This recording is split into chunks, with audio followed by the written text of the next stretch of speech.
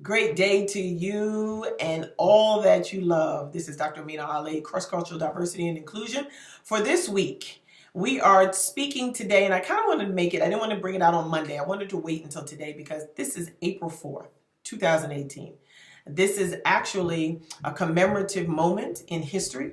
As it was on April 4th, 1968 is the day that Dr. Martin Luther King was assassinated in the Lorraine Hotel. And we are taking that and using that as our ember of greatness. His I Have a Dream speech has touched everyone. If you have a pulse and you are a warm-blooded animal, you were affected by that speech. And we know that to be a true and audacious speech because it's talked to the dream of everyone being met on an equal and unanimous plane. And I want to talk about what it is that it means in diversity and inclusion.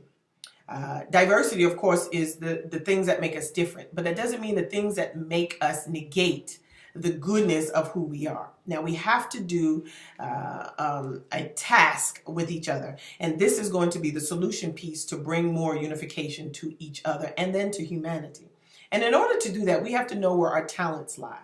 Now, in the Civil Rights Act and the Civil Rights Movement of the 60s and early 70s, we had a diverse group of people that were coming together for the common goal of making sure that everyone is seen as equal and parallel in this thing called society.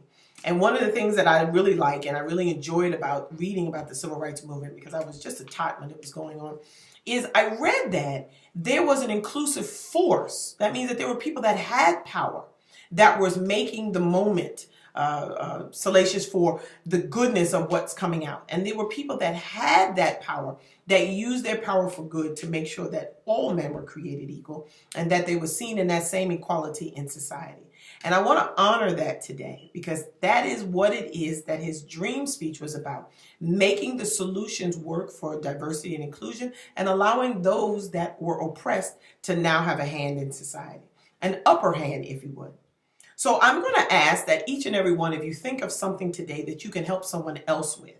If you feel as though maybe they're hindered by an oppressive regime that's around them, maybe they're hindered because of a handicap or a disability, or maybe it's because of a speech impediment, or maybe it's because there's something that you see that they are being hindered by that you can help them out with.